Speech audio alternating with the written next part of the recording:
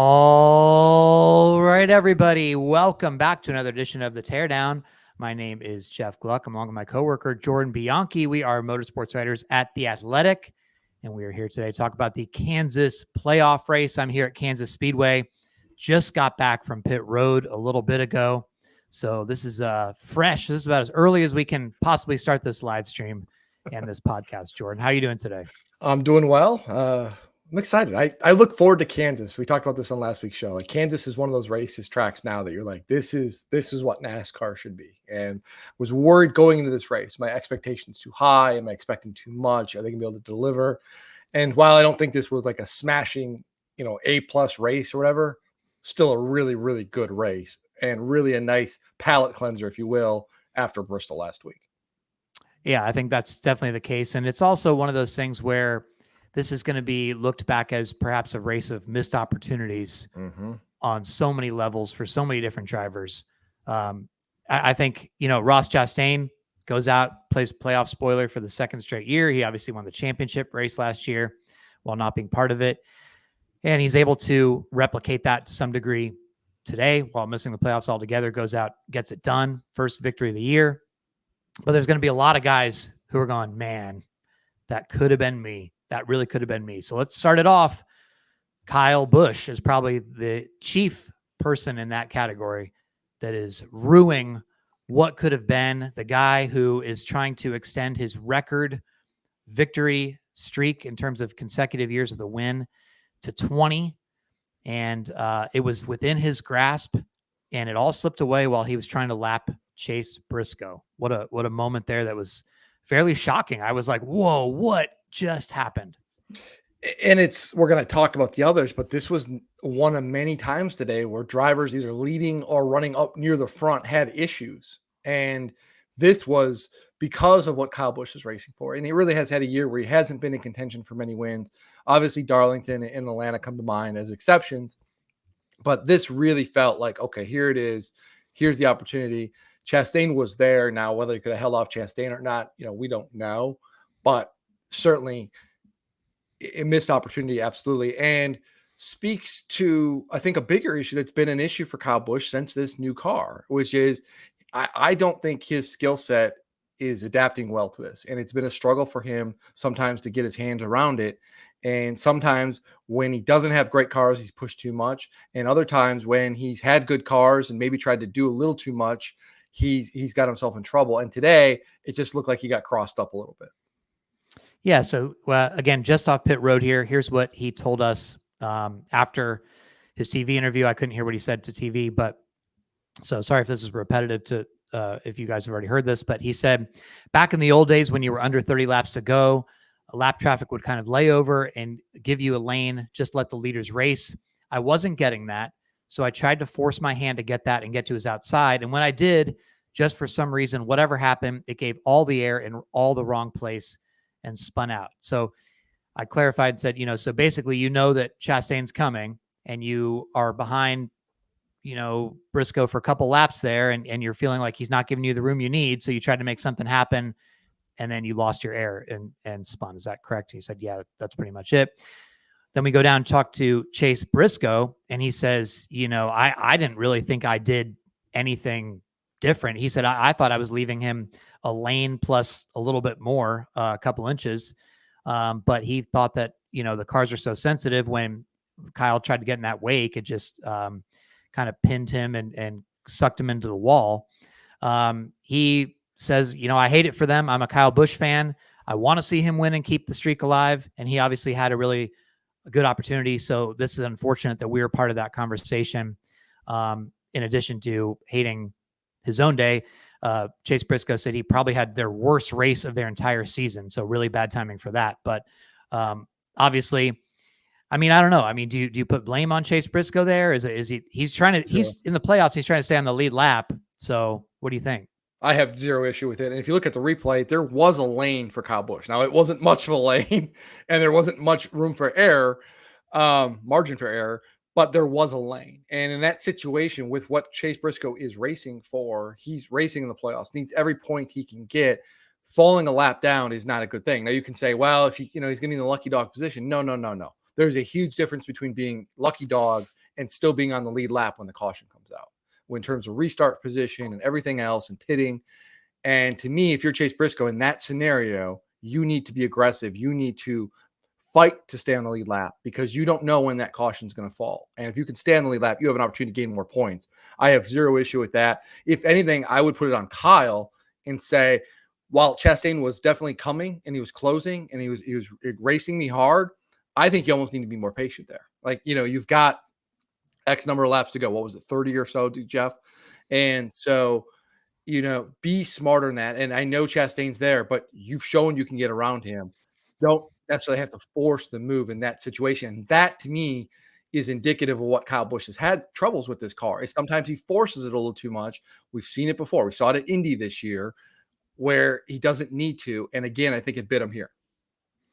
Yeah, I asked Kyle Busch, were you thinking about, hey, this is my chance to end the streak? Was it crossing your mind? He said the thought did cross his mind one time coming down the front stretch, and then he decided I need to get back to work and focus, and he was just trying to do what he had to do. Unfortunately, just got crossed up there, and his chance slips away now with only, 6 races left this season? Yeah, 6 races to go. So it's going to be very tough for him to keep his streak alive. Another driver you could say, didn't have quite as much of a big what if, but certainly was in control of the race late, was Martin Truex Jr. In his final season, he lines up with the preferred lane next to Chastain on the restart and gets beat, just gets flat out beat. It felt like he ends up finishing third, which I think I saw somebody tweet that was his best finish since Kansas spring race. First top 5 since then. Okay, first top 5 since the Kansas spring race. Mm-hmm. So that was in May. That's a long time ago. But it certainly, for a while there, you're like, well, this is his chance. James Small told him, you're faster than those guys ahead of you, and it looked like he was going to have a shot, but ultimately, now you're like, well, that was his chance, and now he only has a few races left in his full-time career, at least. Yeah, and you wonder, looking at the schedule, you feel like there's tracks for Martin to get that win. Martinsville, he's really, really good at, Homestead, even Vegas. But while the results haven't been there, to me, it's more indicative of the speed. The speed necessarily hasn't been there for this team at some times this year. It's gone away at times. It's been fleeting. This team has had some issues, mistake prone a little bit, if you will.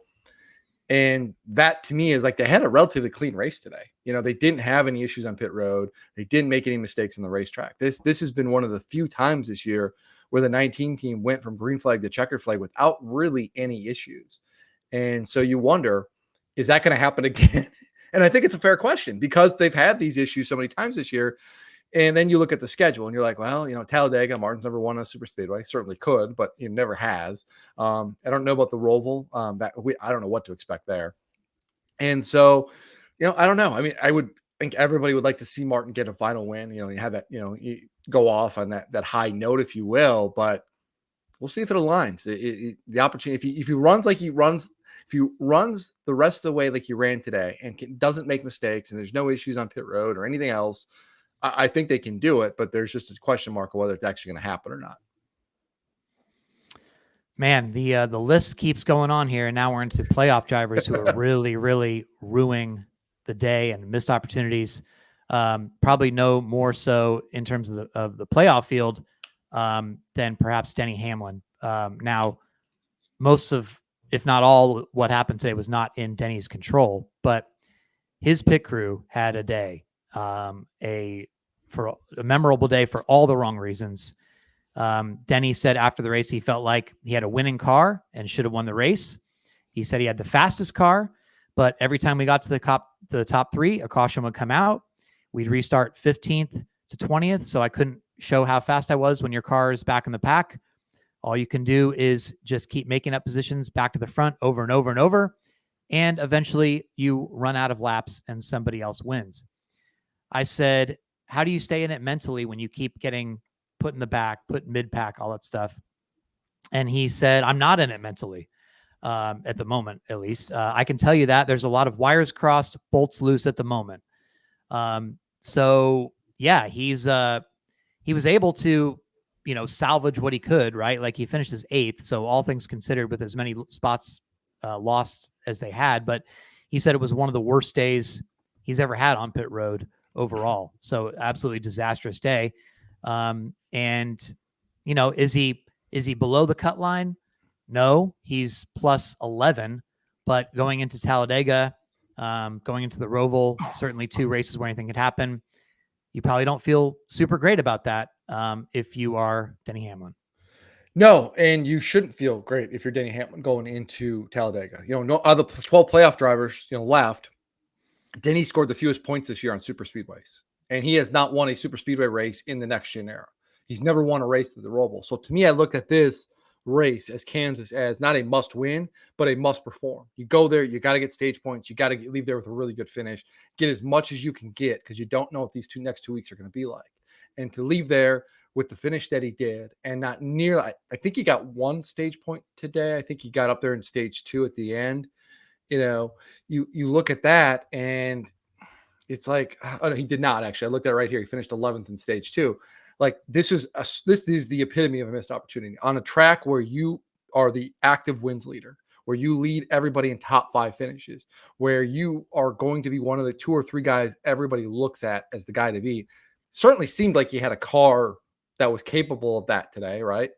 And you don't do that. You don't win. You don't get a great finish. You don't get any stage points. 11 points isn't a lot, especially going into 2 racetracks that, I know Denny is great in drafting and he's great, but this new car, and he has said it, doesn't fit his skill set on super speedways anymore. The things he used to do was able to do on drafting tracks, he really can't do anymore. This is not a good spot for him to be in. This is a very tenuous spot to be in. Yeah, certainly uncomfortable. And again, has to be so frustrating. And I'm sure in his mind plays into the narrative of what can I, I'm cursed. What can I do? Right. Like come out here with a great car, should have won with it, wanted to control their own destiny, wanted to lock into the next round, not have to worry about Talladega, not have to worry about the Roval, not have to worry about cut line and all that stuff. And instead, after they escaped round 1, they're sort of right back in this, oh geez, here we go again kind of thing. So tough situation for that team there, because they just keep going. All right, when's it going to happen? When's the 11 team going to show their stuff, show their strength? You feel like it's there, but time after time, something seems to get in their way. So for them to finish 8th, I mean, that's a pretty big win. I'm sure they don't feel good about it at all, but somebody else not feeling good at all, Jordan, at all, is Tyler Reddick. For a while there, we thought, oh, this is, you associate Kansas with 23-11. Like they were, this is the place where they can really shine. Not this year. No, it's just the spring didn't go well. They thought maybe they kind of got rolled off the truck and weren't quite as fast as they wanted. But Reddick said maybe we had a 5th place car potentially, but they just kept, they didn't have the track position. And then it looked like to me, he was one of the victims of that restart where Keselowski starts dropping through the field. I think he got hung up behind Keselowski. Bowman tried to make it 3 wide on Keselowski, who had stayed out, but Keselowski bobbled through the middle, if I'm not mistaken. I think that Reddick lost a bunch of spots at that point. Reddick ends up finishing 25th at a track where he should be in contention to win. And certainly, as he said, a top 5.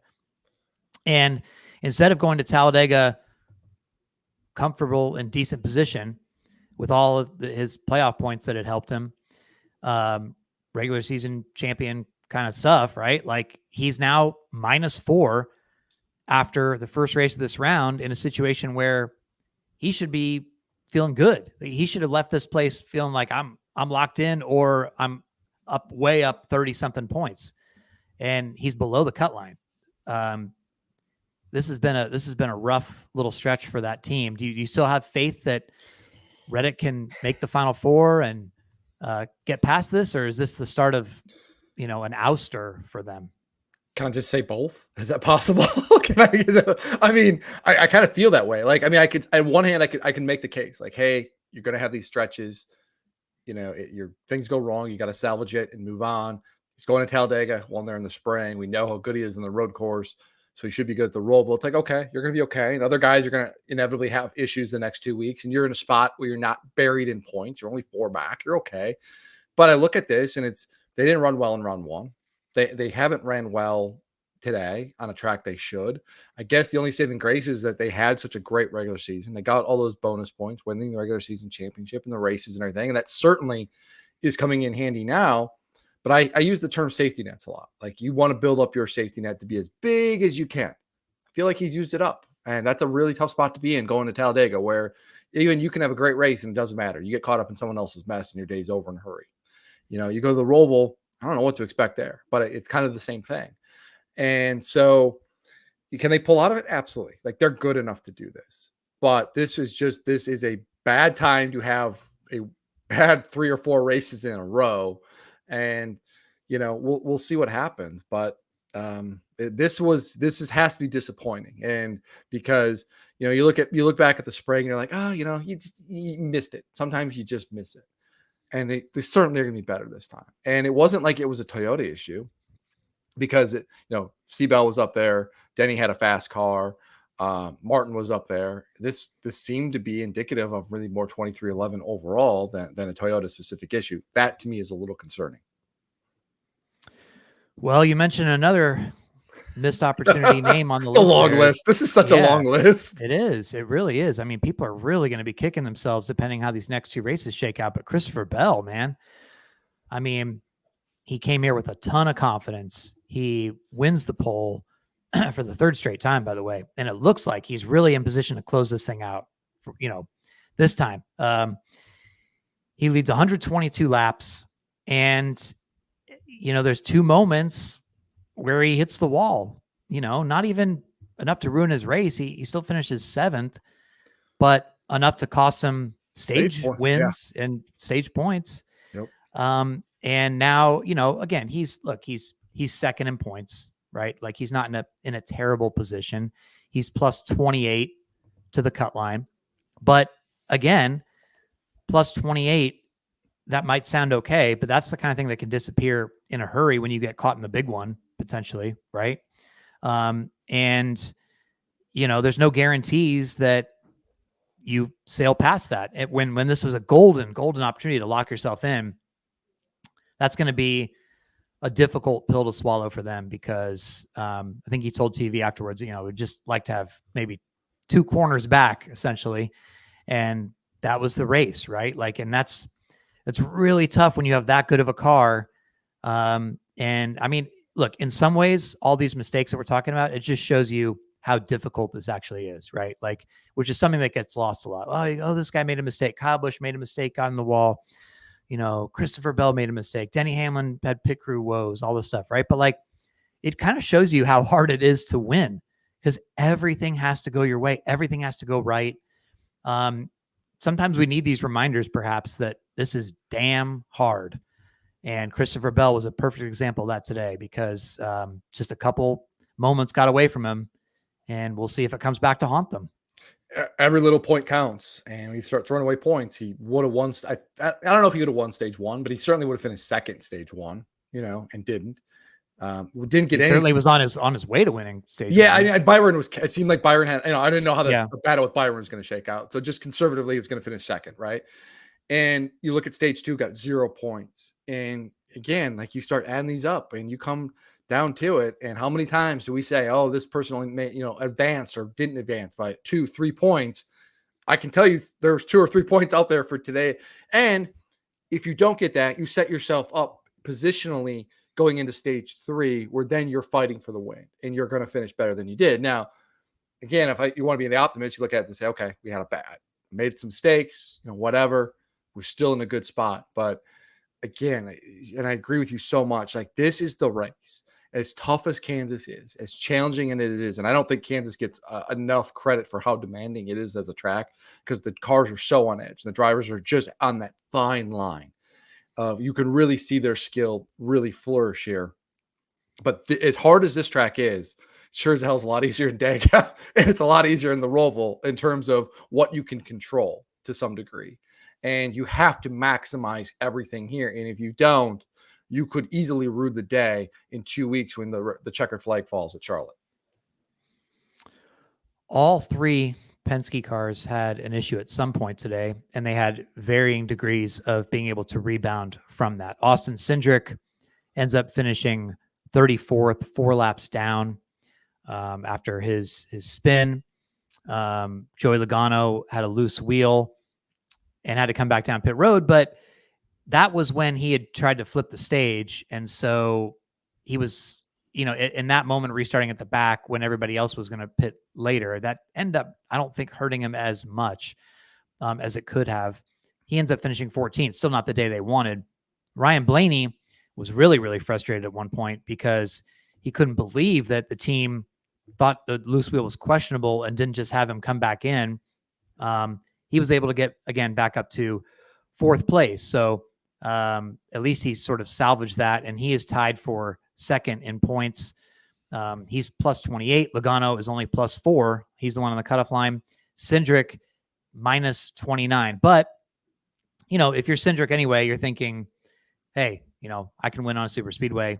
I can win on a road course potentially, or at least get a lot of points there. So I don't think you think you're out of it if you're Cindric, but certainly being last in points after the first race of this round is not what you were looking for at all. No, because 29 is a huge number, and it's almost, I don't want to say it's a must win, but it certainly does feel like must win almost. Because I know things can happen, especially with Dega coming up. And for Cindric, to me, it goes back to Atlanta. He left there in a great spot, got a bunch of stage points, high up there in the standings. And it was like, it set the table where you keep the wheels in the car the next 2 weeks and don't make any mistakes. You're going to be in a good spot. And if you can leave here in that similar position, you go to Dega, where, by the way, Austin Cindric has scored more points this year than any other driver on super speedways. And then you go to the Roval, and we know he's a good road course racer. It's like, boom, we're going to 2 of my better tracks in my wheelhouse. I'm not saying confidently he was going to advance to the next round, but you're in a much better spot. And what you didn't need to happen was when you had a fast car, you didn't maximize your point haul, and then you're playing catch up, and you get back in the back, and then you spin out, and your day's over with. This is bad. And could he go to Dega and win, or the Roval? Absolutely. And I think that has to be the mindset now. But this is, out of all the guys we're going to talk about, I think this is the one that really, really hurts, because I think the implications are much greater, where the other guys we've talked about aren't necessarily in like must-win situations right now in the playoffs. He certainly absolutely is. Blaney and Logano, at least at one point in the race, showed pretty good speed, where I was thinking, hey, this is the kind of track that maybe Ford, they show up. Why are you laughing at me, Jordan? No reason. Just welcome to the team. Welcome to the club, bud. What's your point? What are you saying here? I have been saying this, been pounding this argument for weeks. This is what Penske has done, and we have seen it. They make incremental gains come the playoffs, and they get better and better. And the 1.5 mile tracks have been their weaknesses, but we saw it 2 years ago. We saw it a year ago. They come to play, and they certainly seem like they had the speed today to do that. Now, they didn't have the finishes necessarily. I mean, Blaney did, but they do seem like they are factors. And I had Blaney in my Final Four. I have said multiple times that I think Logano could be somebody who could make the Final Four. And I haven't seen anything from either one of those guys to get me off of that stance. I'm still, as you know, I'm not as enthusiastic about Logano's chances as you are. But, certainly when he's running P3 and Blaney was first for a while there, you're like, okay, look at these guys. I mean, maybe they've picked something up. But Blaney, in addition to the loose wheel, he also had a bad pit stop at another point where he lost spots. You got to have everything buttoned up. You got to have everything perfectly going in these situations. However, as much as I say, I'm, kind of out on Logano's chances, he could easily go to Talladega and win his way into the round of 8. Right. So this is a wacky playoffs where anything can happen. Evidenced by another driver. This driver is not saying what if, right? Because it was completely out of their control, but Kyle Larson. Yeah. Kyle Larson, this was supposed to be Larson versus Hamlin today. And at one point you look up and they're running like, I don't know, 29th and 30th or something for various reasons, completely separate incidents. But Larson, of course, runs over a piece of debris. I mean, you can get all the points you want. He dominates Bristol, gets even more playoff points. He's in great position to start this round, got the clean slate. And you go off into lap 20 or something, wherever it was. Yep. And he cuts a tire and he hits the wall. And then, for the rest of the day, they, Cliff Daniels a couple times, like he tried to get him track position so he could stay out and try to get stage points. And he would just, at one point, I think he went from like 12th to 30th. Yeah. Like he had like a parachute, but his car didn't look that bad. No, it was underneath though. It was the diffuser was the issue, right? And that, okay. So that was the issue. Is that the diffuser was damaged. Cosmetically, the body was fine, but it was underneath stuff you can't see, and that messed everything up. Yeah, Larson afterwards on pit road told us, after we got everything somewhat repaired, it sounded like he was pretty confident with the repair job, but I just didn't have any speed, so the restarts were incredibly tough for me. He said I was okay once we could get strung out a little bit, but on restarts I had no power. So he is plus 18, I believe. Is that right? Plus 18? Yes. So, he hasn't had the best luck at super speedways, but it doesn't mean it's a pattern that's going to repeat itself. But there's another example of like, if you go to Talladega, crash out, something happens, suddenly you're going to the Roval in a difficult position. And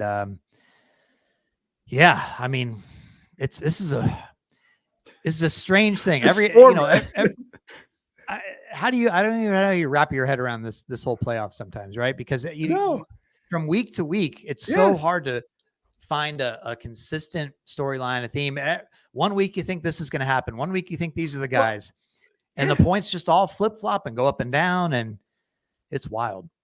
I wholeheartedly agree. We said on the show a week ago, like, I felt like this was a statement race for Kyle Larson, a reminder of how great this team can be. And like, man, they're starting to heat up a little bit. And then, winning 2-3 races, maybe 4 races the rest of the way. Like, you're like, okay, I could make a case.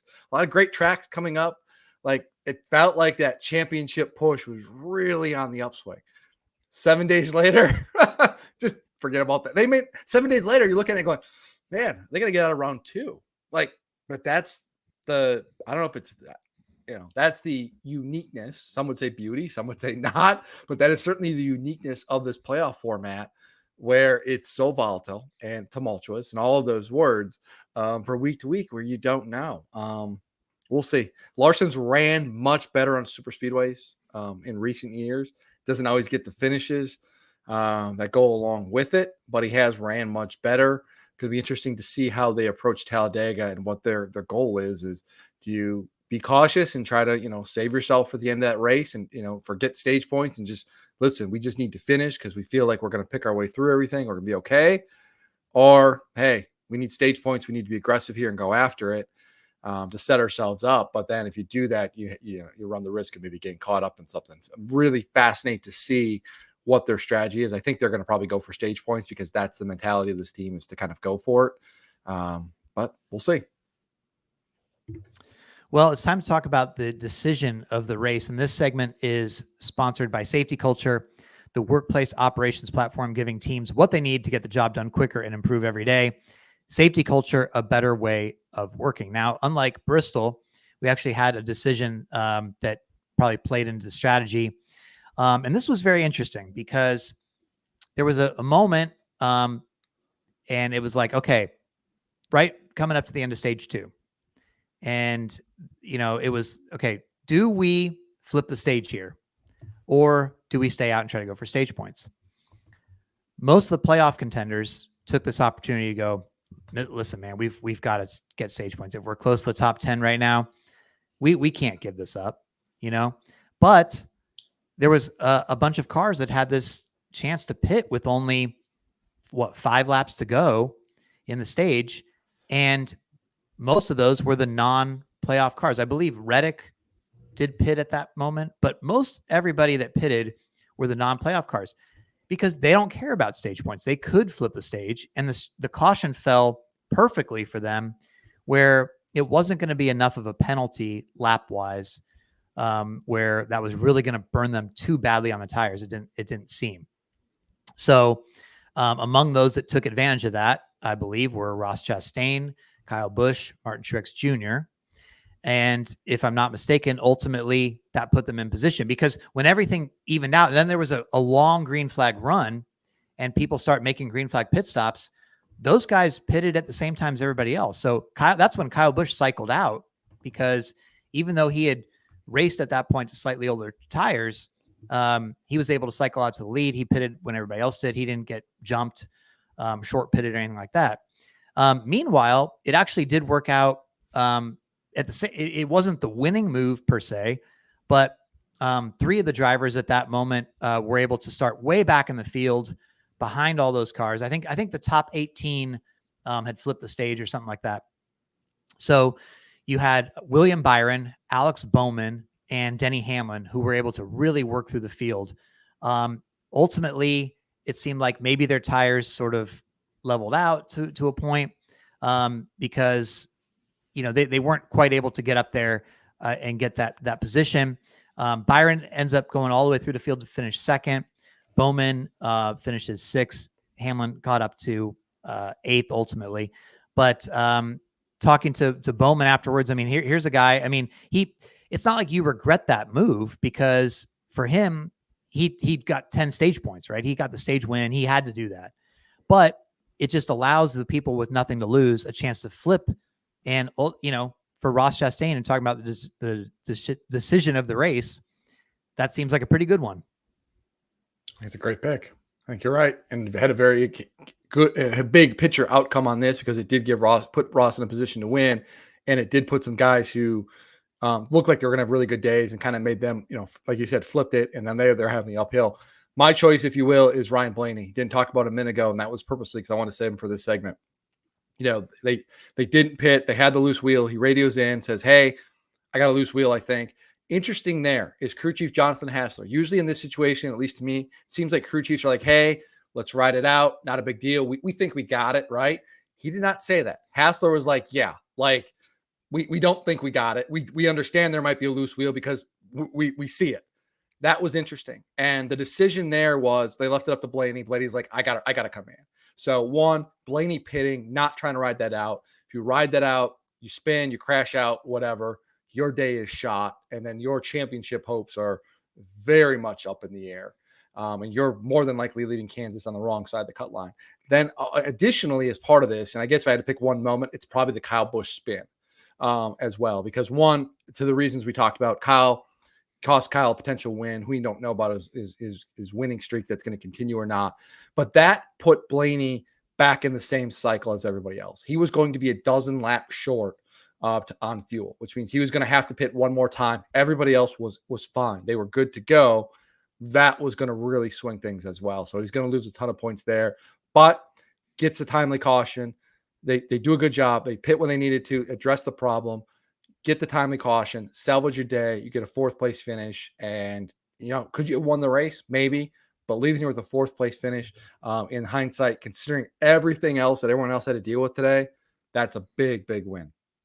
Yeah, for sure. Well, safety culture is a workplace operations tool that gives teams what they need to get the job done quickly and improve every day. But what does that actually mean? Well, obviously, if you're part of a company, a business, a team, etc., efficiency is everything.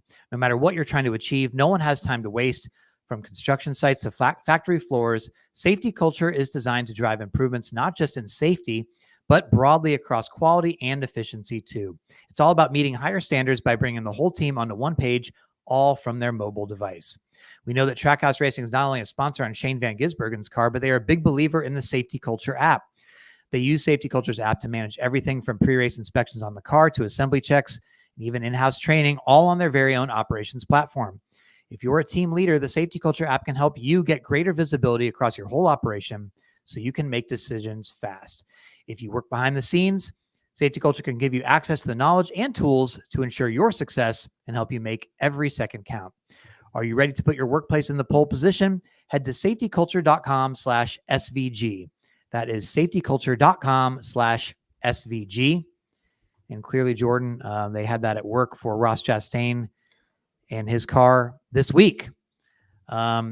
It's interesting though, going back to what we were just talking about with Bowman and Byron, because Bowman just continues to look great, I think. I mean, he just looks fast. He looks confident.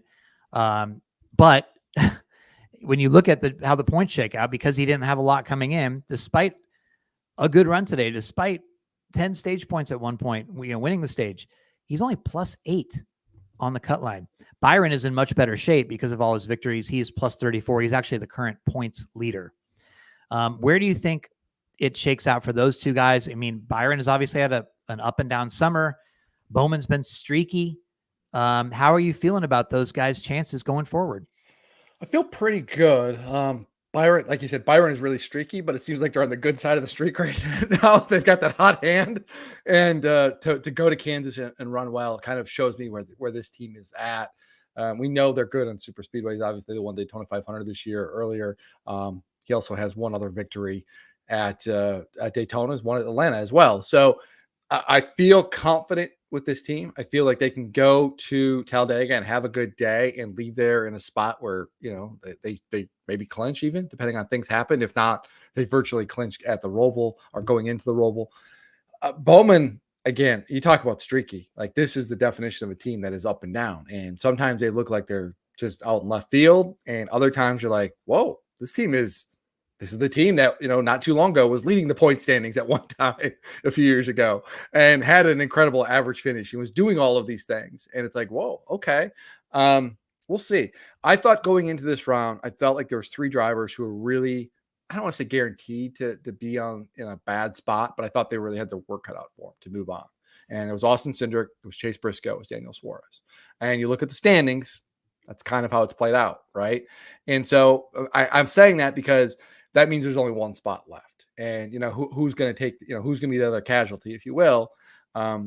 And I don't think it's going to be Bowman right now because they're running well enough. And I still think they're in a good enough spot where I don't know if those other 3 guys that I mentioned are going to be able to jump him. And I say this with reservations because it's a very tenuous spot to be in, but I like where this team is at right now. I think you used the right word. I think that word is confident. They just feel really sure about themselves. They're making their car better during the race. And the one thing about the 48 team that's really stood out to me this year is lack of getting better throughout a race. Is you wouldn't always see them make adjustments and get faster as the race goes along. You saw that today. And they got better and better. They won a stage. And then they were there at the end. Like, I was really impressed with how this team handled this race and managed it. I think that bodes well for these next 2 weeks. And by the way, another reason why I think Bowman going to the Roval, 5 career starts at the Roval, 5 top 10 finishes.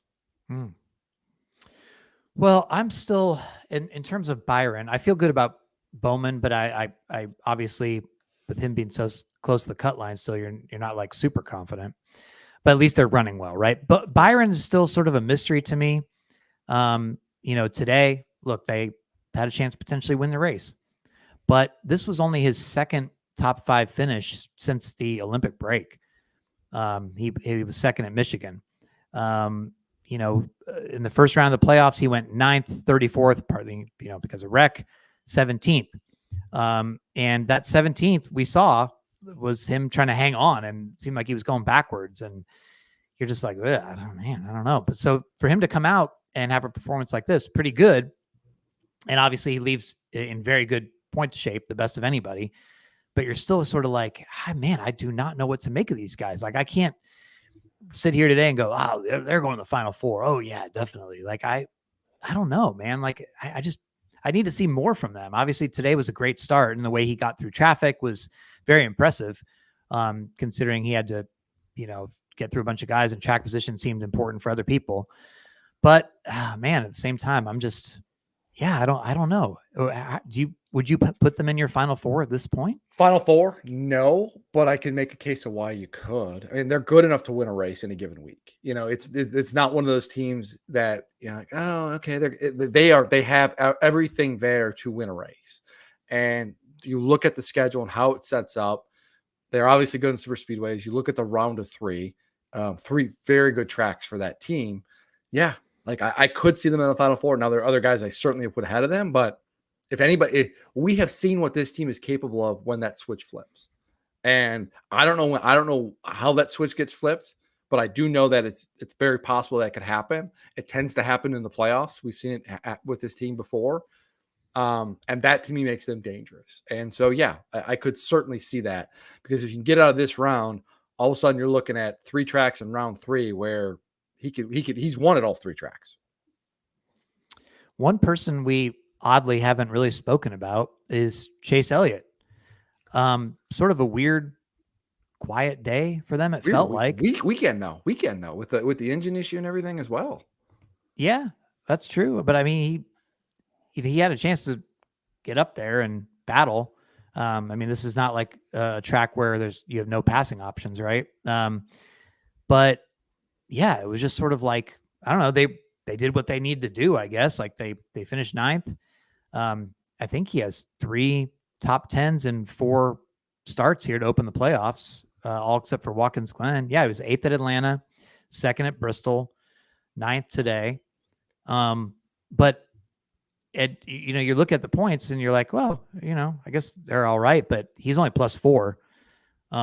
So that's another mysterious one to me, where you keep sort of thinking they're going to be okay and they're going to hit on something and he's going to have this breakout race and he's going to win his way in.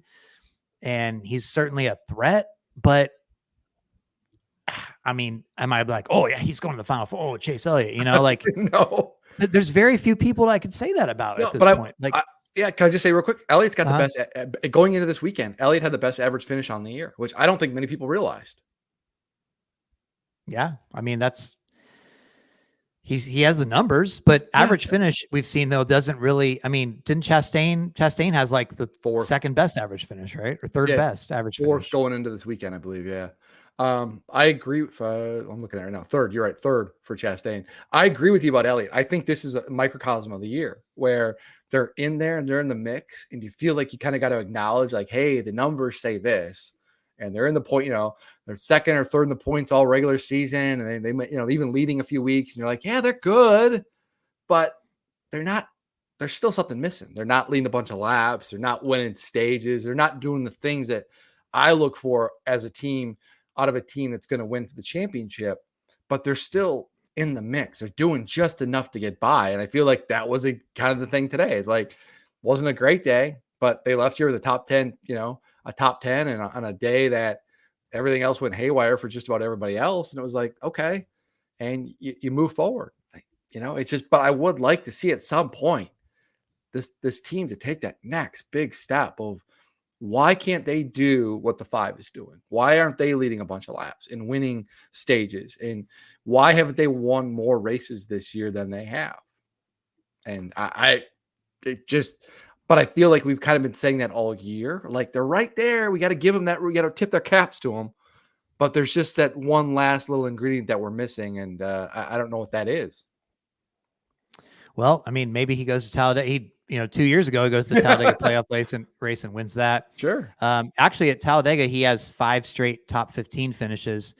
He actually hasn't finished off the lead lap of Talladega or crashed out since the 2020 spring race. So that's a place where he can go. And again, the narrative flips so quickly and all this stuff that maybe he's all right after all this. Beats me. I mean, I just feel like going to these stuff, your guess is as good as anybody else's, which, hey, that's why you should all have FanDuel, because if you think you have a hunch, might as well put some money on it, spice it up a little bit for yourself. Right now, you can actually start the season with a big return on FanDuel, America's #1 sportsbook.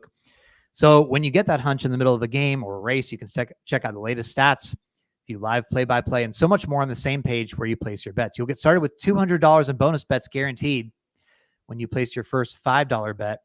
So just go to FanDuel.com/teardown. That is FanDuel.com/teardown. Never waste a hunch and make every moment more with FanDuel, an official sportsbook partner of the NFL. Must be 21 and present in North Carolina. First online real money wager only. $5 first deposit required. Bonus issued as non-withdrawable bonus bets, which expire 7 days after receipt. Restrictions apply. See terms at sportsbook.fanduel.com. If you have a gambling problem, Call 877-718-5543 or visit morethanagame.nc.gov. Yeah, I mean, good luck trying to figure out who you think would be the person to bet on for Talladega. I mean, I guess that's why you can listen to Dirty Modo, but man, Penske. What's that? Penske? Oh, you're going with the Fords again? Yeah. How do you not? I mean, if you have to pick somebody, you could have said something about locks today and at this Kansas race, we know who the people are going to be. And then the top contenders, again, Larson and Hamlin were nowhere to be found. You could have said that again. The spring race at Talladega, did Tyler Reddick not win that with Michael Jordan there? So how do you know?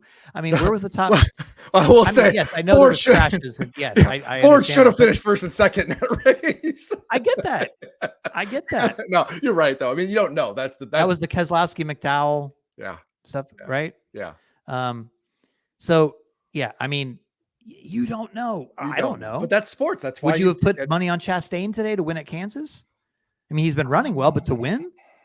I mean, I wouldn't have. If you would have said, "Hey, I'm going to pick Chastain today," I wouldn't have looked at you like you're crazy. I mean, I could see it, but Larson and Hamlin were 1A and 1B when it came to the favorites today. Yeah, or maybe Bell, or then maybe Reddick, or I would have stayed. I would have stayed far away from Reddick. The spring scared me too much. Okay, that spooked you, huh? But I mean, that's the beauty of sports, though, is you don't know. And if you always knew if what you thought was going to happen was always going to happen, the casinos would be the sports books. The casinos would be losing a lot of money.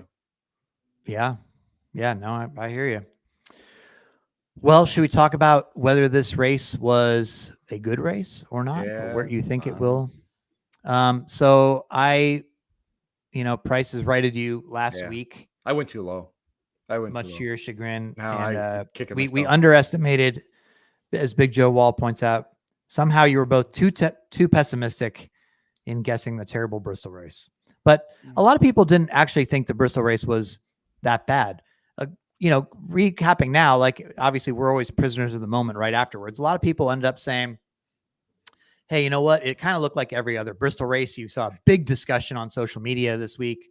Kyle Larson weighed in, Cliff Daniels weighed in, Chris Gabehart weighed in, all people, whether it's people's suggestions, all sorts of stuff. But ultimately, like Larson was saying, he thought it was like every other Bristol race. It was just maybe the expectations of the tire wear and all that stuff was, I mean, I didn't think Bristol was great anyway, but I don't know that it was the expectations, but that's what a lot of people felt, right? So that's why they would have voted a little bit higher than we thought.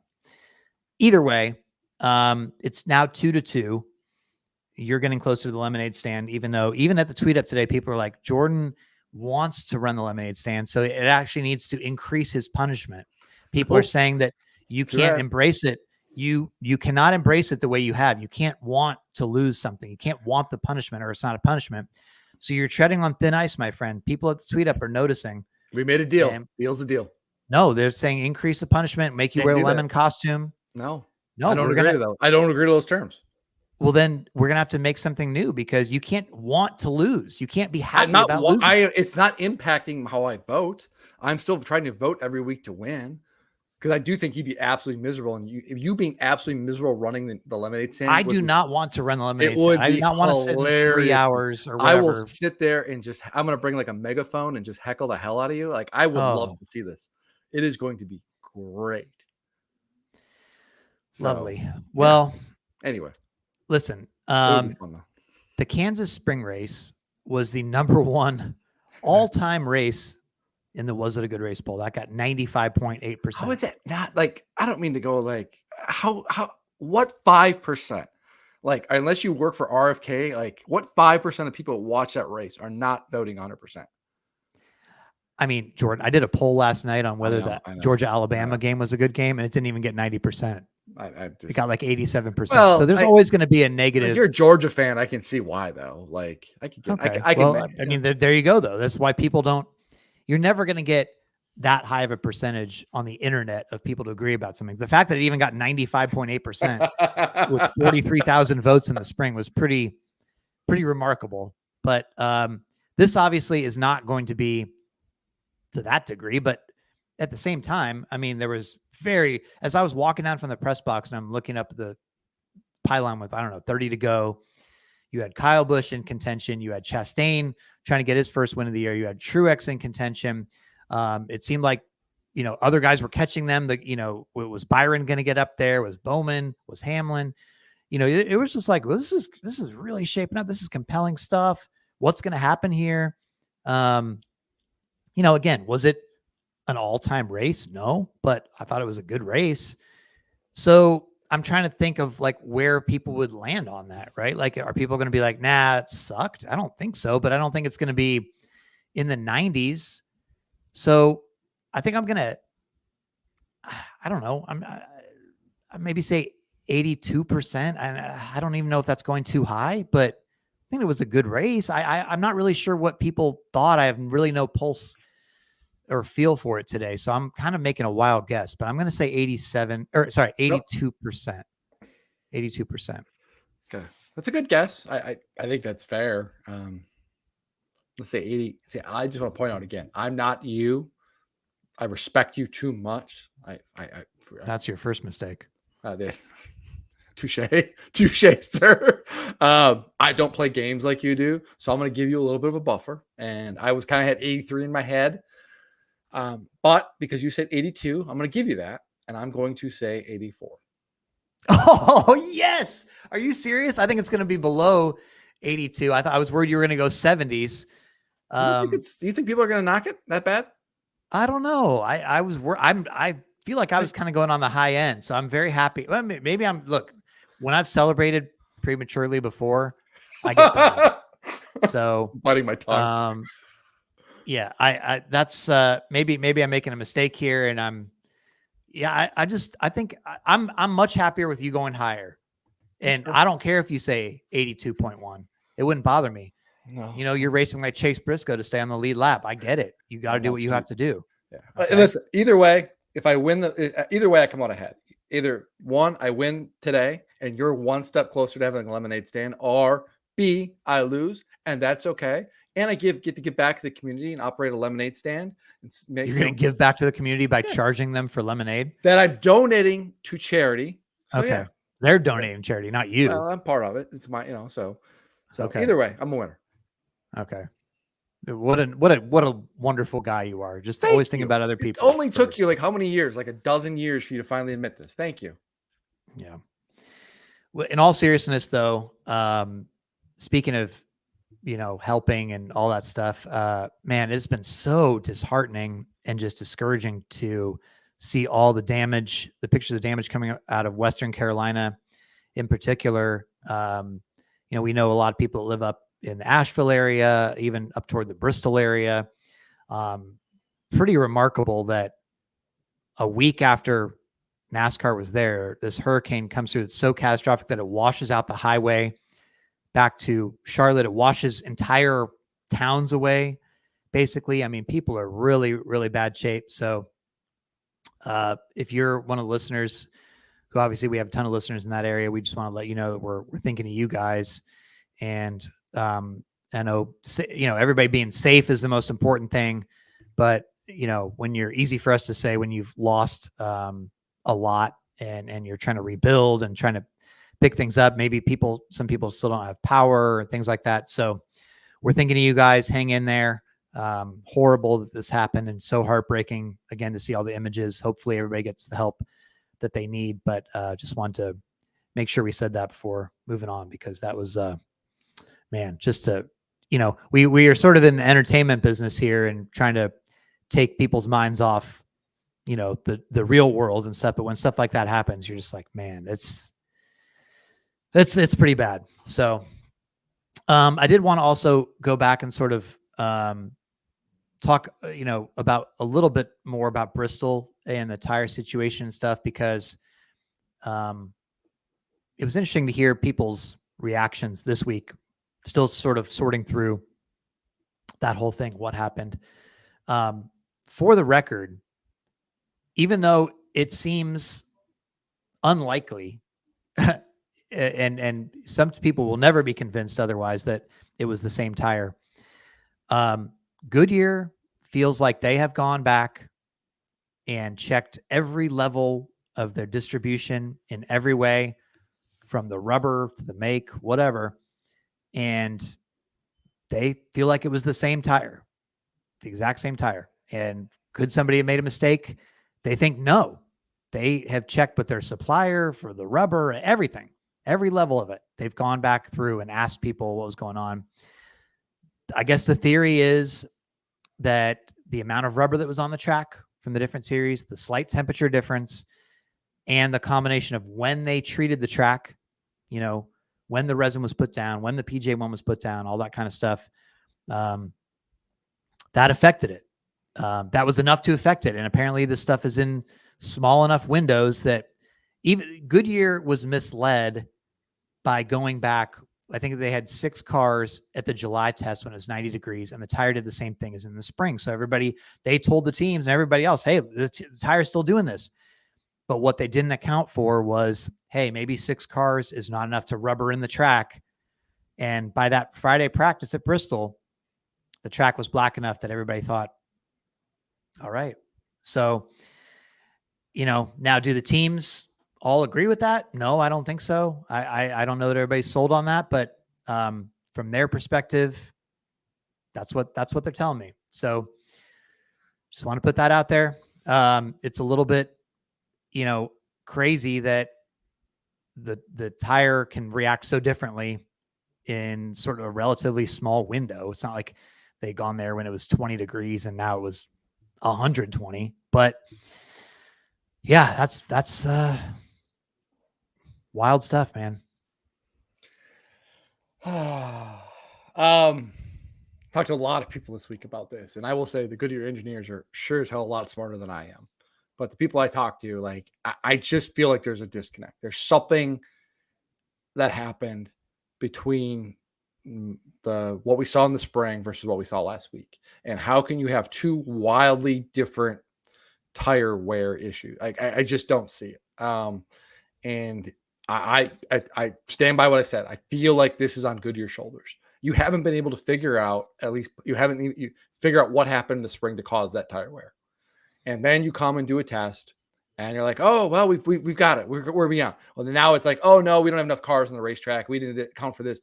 You knew all of this going into the weekend. It's not like NASCAR pulled a surprise, like, oh, hey, we're going to have an ARCA race this weekend, with a completely different tire manufacturer on there. Like, you knew all of these things going in. And then you have your cars hit the track for practice, and it's so wildly different that NASCAR, it's not something they typically do, says, no, we need to make an adjustment here. We're going to have to throw something on the racetrack to widen the racing groove and that kind of thing.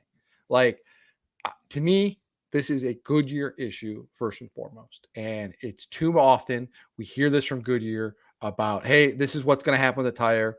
And then it ends up being something different. They've had their moments of shine. I give them credit for the rain tire development. I give them credit for the option tire at Richmond. But I don't feel like they brought their A game at Bristol. And there are too many times it feels like they don't account for all of the variables. And I know it's hard. I know it's tough because you've got so many different circumstances to take into account. But at the end of the day, this is your job. And they have to be better at their job. And there are too many people that I've talked to on the team side and throughout the industry that have frankly echoed my comments. And I stand by them. There's a lot of sort of debate, and you saw it again on social media, on X this week, crew chiefs throwing out their ideas and stuff like that.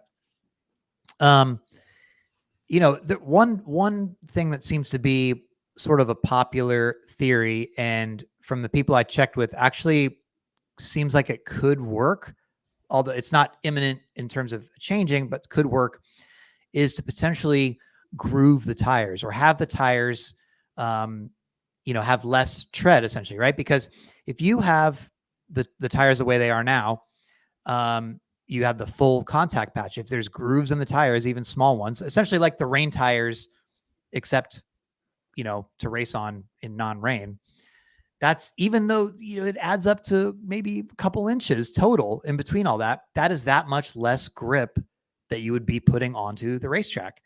So, maybe at some point they can figure out, hey, can we groove the tires? There's also the sentiment that, you've heard drivers talk about, could they go to a narrower tire? This tire is so wide, right? And it sounds like that, that's not out of the realm of possibility, but there's all these wheels throughout the industry right now. So everybody would have to buy new wheels. Goodyear would have to change their molds in terms of making a different tire. Is that just for short tracks, things like that? So that would cost a lot of money. People keep throwing out horsepower, right? Well, you ask around about horsepower. Yes, maybe, but also there's no guarantees or no sort of factual evidence that would actually help. So that's actually, from people I talked to, one of the most expensive things that could be done, essentially, for sort of like the least amount of data saying that it could happen. Then you'd hear about people saying, take off the whole underside of the car, take off the underbody, right? Hey, maybe that is something. But at the same time, then that is one thing that has been keeping the teams all the same, by having that common piece to make it totally flat down there. That is something that has promoted the parity. So does everybody want to get on board with taking that off? And they'd have to police the underbody of the car. So there's a lot of things that are still being talked about. NASCAR obviously runs all these simulations, and they're still looking at it. They're not like giving up, but it's just sort of this car is essentially like, to me, if you're sort of a running back and you're hitting the hole in the football game, and you see a short, squatty linebacker with a low center of gravity, and you're trying to bust through this guy, he's not moving very much, right? Like, that's sort of this car, like this squatty thing, that it's going to be hard to get him off balance. It's not like, a taller, thinner cornerback or something that can, move around a little bit, like, and you can kind of juke him. This is a, it's low to the ground, it's wide and broad shoulders, right? So to try to get it to race well on tracks where are not like Kansas, I think it's a tough go, but it sounds like, everybody's not giving up. There's some people that think everybody has what they have, but it's people's jobs to make it better. So hopefully they will continue to do that. And when we're, 5 years from now, we're not talking about short tracks going away. Because I think what Dale Jr. said on his podcast this week was very relevant. Like, short tracks are connected to the grassroots too, and you need healthy short tracks at the top level to keep the grassroots healthy, or else they become irrelevant. So there's a lot of implications here, and I just hope people are able to get it right. Jordan, another thing I wanted to talk to you about, and this is not official yet, so take it with a grain of salt. Here we are on Sunday night. A rules bulletin has not been sent out for this, but from what I understand, it's likely to happen. So, and we're not going to have a chance to talk about it before Talladega. So talk about it now. And if it doesn't happen, disregard this entire conversation. But I think it's going to happen. The drivers had one of their usual competition meetings yesterday, Jordan, and they were told about this new thing that NASCAR wants to try to keep the cars from rolling over. Obviously, that has been a thing this summer. After Daytona, sounds like NASCAR really got to work and tried to step on the gas, so to speak, and come up with another aero device that is going to increase the liftoff speed so that when air is blasting these cars, when they start to turn sideways, they're not just going up in the air, right? So what they're going to try to do, it sounds like, if everybody gets on board, this hopefully will come out in the next couple of days. They're going to, the shark fin thing on the back of the car. So they're going to take this and it's going to go down on the windshield. And I think it's going to be like about a quarter way through the windshield on the right side. And it's going to go almost all the way down to the hood. It's going to be like a clear plastic thing.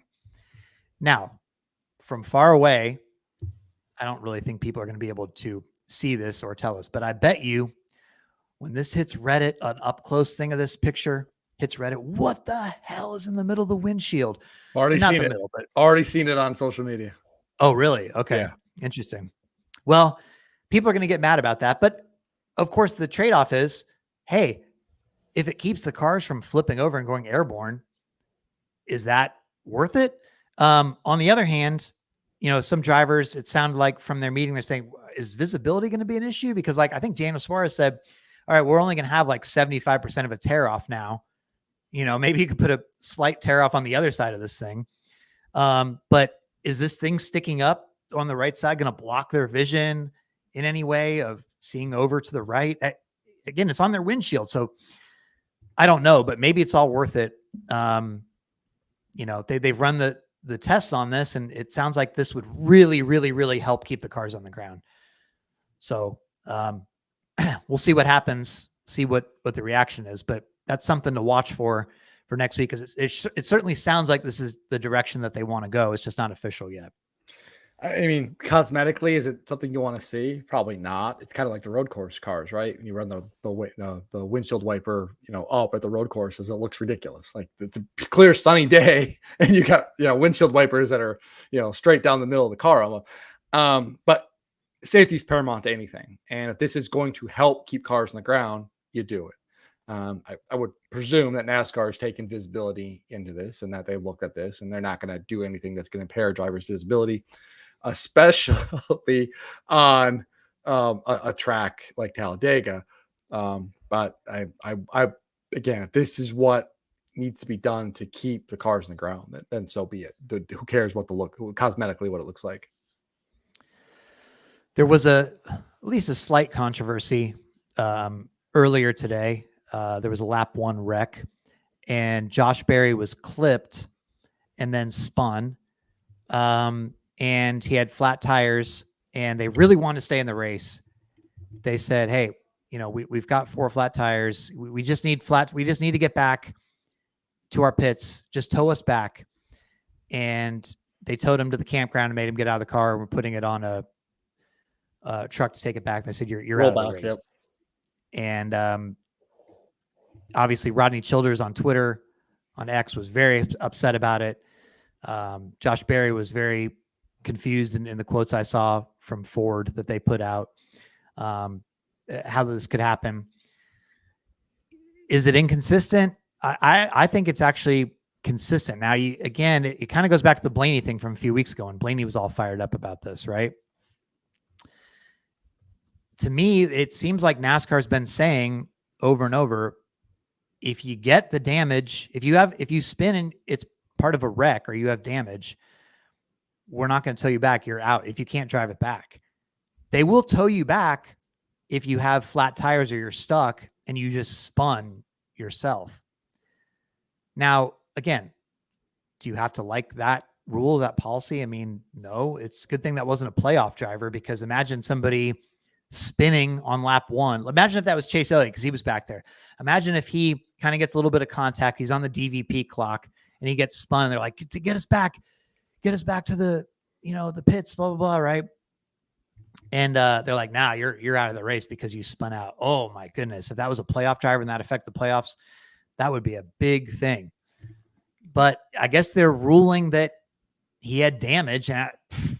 Did he? I mean, it doesn't seem like it, but. So this is where it loses me a little bit. And I agree with you. Like, NASCAR is being consistent on this. They haven't wavered on this. They've been this is how it is. And it just seems different. But what is the difference between a driver being in an accident and getting damaged and has flat tires and can't drive back versus a driver makes a mistake and spins themselves out and, can't drive back? Like, they were both incidents. Like, that to me, like, why are we drawing a line of like, well, there was other cars involved, or like, what's the difference? Like, to me, it almost would be like almost a broad thing of saying, hey, if you're in an incident, it doesn't matter by yourself, if you just spin or you're with other cars, if you have flat tires, this is the rule, you're done. Now, I don't want to see that necessarily, but it just feels like you almost set yourself up for this debate because you split hairs on what constitutes, an incident that is worthy of, you can have an assist back to the to pit road to continue on, or no, your day is done. And I don't. That's where I think that is where the confusion comes from. And I just think if you can clear that up a little bit, I think that would probably alleviate this. Yeah, I think if you just change the wording and still just to sort of apply common sense, right? Like, I think the whole concept is this car, they built this car that doesn't have an inner liner, right? And is very low to the ground. So it's very tough to get it jacked up. It's very tough to tow it without breaking the whole underbody off, the diffuser, all this stuff, right? So they've had to use 2 different tow trucks. They've had to use rollbacks. They've had to use all this stuff. They've put this aero device in that jacks it up a little bit to help with the towing. I think ultimately what fans want to see is just, hey man, like if I see my driver and the only thing wrong with the car is that he has flat tires, whether he got knocked out of the pack or whether he spun himself, as you said, just let him go put tires on. Like let him come back, and he's going to be losing laps anyway by the time they tow him back. Just tow him back, because it's all a problem with the car and the way the car is designed, right? Like, I mean, it's just a side effect of it. So I think it's tough when you are a Josh Berry fan. And again, that could have been any driver, and he gets rammed into by somebody else, spins out, and he's just like, all right, let me drive it back. And he can't. And they're like, you're sorry, you're out of the race because you have flat tires, when his car was otherwise in perfectly working order. You know, I don't love that. But again, so I think both things are sort of true. Like they have been consistent with this in terms of what they've been officiating. And if their call today was there was damage, and if there's a car with damage, flat tires, we're not going to tow it back. You're just out. But I think they could also stand to change it, because again, what is the uproar today if that was a playoff car and that essentially could have ruined somebody's playoff hopes by that? Oh my goodness. Let's see NASCAR head that one off before it gets to that point, please. Cause I don't really want to be talking about that here. I'd like to hear you rant about it though. It'd be great. It would be a rant. Oh man. That one would be a rant. Up. I would put some popcorn in the microwave for that one. That would be great. Okay. Well, I'm not super looking forward to that, but let's just hope that doesn't happen, because again, I know you're team chaos, but I'm one for team credibility when it comes to the playoffs. I agree. And I do think it says, like, NASCAR they're not wavering, like you're changing their minds week to week. They are staying to the letter of the law. There's just, we could probably massage the letter of the law a little bit to prevent something like this from happening. Yeah. What else did you want to talk about? Is there anything on your mind? We get to this point of the podcast and I just think, oh, surely there's something else I missed and I meant to talk about. And then I forget, of course. And then as soon as the podcast's over, I go, that was it. I should have mentioned this. Did you not take notes during the race? I whatever was in my mind, all my notes have been checked off. So whatever was in my mind, I don't have sure. 2 things. One, just give a shout out to Zane Smith. I feel like we're doing this on a regular basis on this show. Continues another top 10 finish today. P10. Yep. Like, just that guy's really turned it on. Dude, unfortunately, he got fired first, but yeah, like horrible start to the year, like as bad as it could be. But he's doing what you want to see out of a rookie, which is he's getting better as the year goes on and stays out of trouble now, knocking out good finishes. I honestly think he's ahead of where he should be development wise for a rookie. Like Carson Hocevar is way ahead, but like you just don't expect that much out of rookies.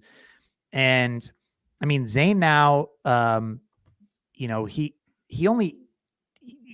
really suffered through the first part of the season, right? Like his first top 10 was not until the halfway point of the season. So Nashville, he finished. And that was more of a strategy attrition thing than anything. Yeah. But now, so he was 7th at Michigan, 13th at Daytona. He had a couple in the 20s. Then he went 5th at Watkins Glen, 16th at Bristol, 10th at Kansas. He's really, I mean, I bet I can't do it in the moment here on Racing Reference, but I bet if you went back to Michigan, so like the last 7 races, he'd be fairly decent in points, right? Like it comparatively, I mean, I think he's really outrunning probably some better drivers. Does he end up going to front row, when that gets all hammered out? I don't know. Let's see. He scored the 17th most points over the last 7 races. He has only scored 3 points less than Tyler Reddick, 3 points less than Brad Keselowski, 5 points less than Austin Cindric. He scored more points than Suarez. He scored more points than Truex. He scored way more points than Denny. Wow, Denny's way down there. So yeah, I mean, again, for a rookie without that much experience, without testing in today's day and age, first year crew chief, new team. Yeah, right. So yeah, man. Hopefully he's able to stay around, because I think he's proven that he deserves it at this point. When at the beginning of the year, you're just like, yikes, what's going on with this dude? But he's figured it out, it feels like, right? Absolutely. He deserves a shot. He deserves an opportunity in the Cup Series again. He's showing that he deserves to be up here and is competitive enough. Quick other note, Corey LaJoy, 15th place finish for Wicker Racing in his debut. Good for him. I know, things didn't end at Expire how he wanted to. They're calling this an audition. There's nothing announced beyond this year for Corey. We know that Rick Ware Racing would like to keep him beyond these 6 races or so, but there's still things up in the air that left to be settled. All you can do is go out there and put results together and show that you can do it. Finishing 15th on a track like Kansas, good for him. Yeah, and again, you're like, well, what's he going to do at Rick Ware, right? Like, is he going to be able to have sort of the solid results? But that's a big opening statement for him. I think Haley was running pretty well, and something happened to him. Well, I don't know if it was a bad pit stop or something. He lost a bunch of spots, and I can't remember what it was. But after he spun out, I think it was before that, right? Before that, he had gone backwards because something had happened. Something happened with Hocevar too. I think the jack broke with Hocevar or something, because Hocevar was running top 10 for a while. Anyway, the Spire cars in general have looked pretty good. I mean, Hocevar was Bob's dark horse coming into the race today, and he ended up leading 5 laps or something. Took the lead straight up on his own, I think. So, yeah. Anyway. All right. Well, Talladega next. We have to put up with me for another weekend. I look forward covering that one. Oh, you say that now. Of course. All right. Be fun. Well, everybody, thanks as always for listening, and we will talk to you next time on the Teardown. See you, everybody.